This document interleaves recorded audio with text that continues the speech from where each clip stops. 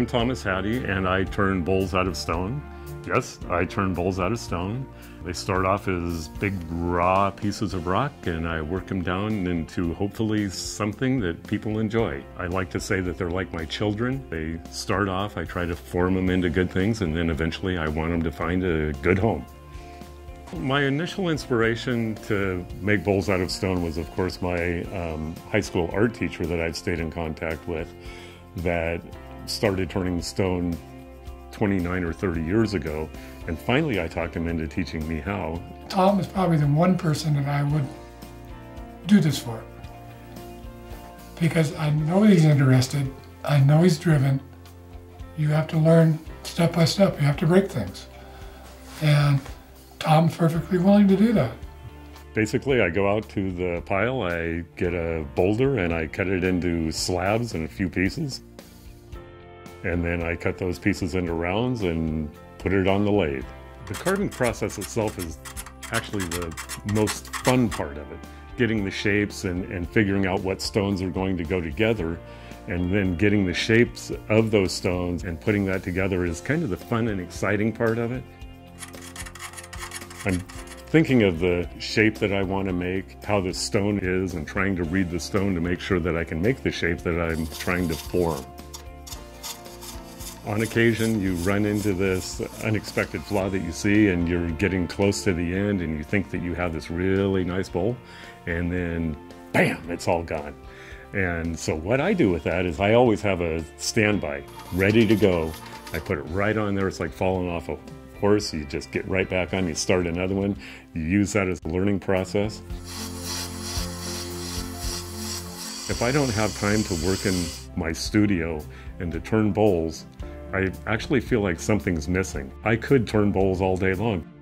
After you make one, you just want to make another one.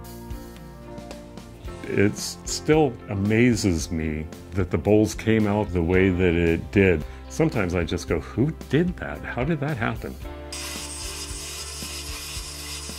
The colors of the stone are always different, so no two bowls are ever alike.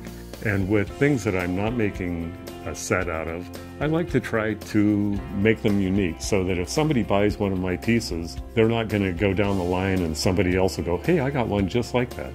So looking forward and thinking that maybe somewhere down the line, 2,000 years from now, somebody will pull up a piece of stone that I've worked on. I think that that's really kind of a cool thing.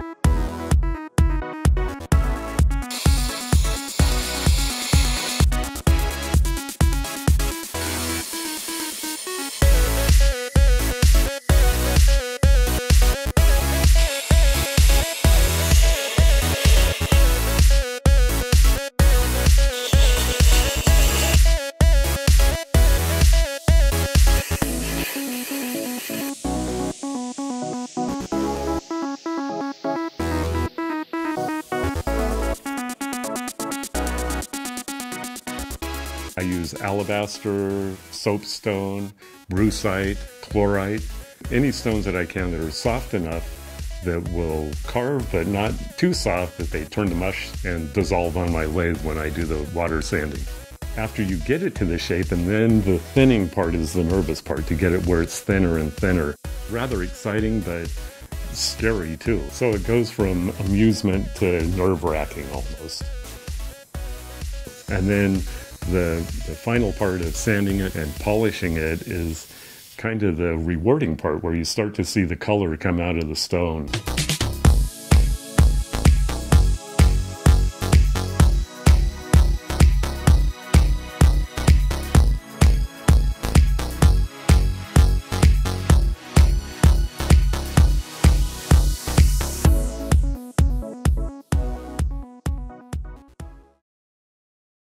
I would like to make something that other people don't have. And so very few people make stone vessels. That kind of inspired me to put out things that a million other people don't have out there.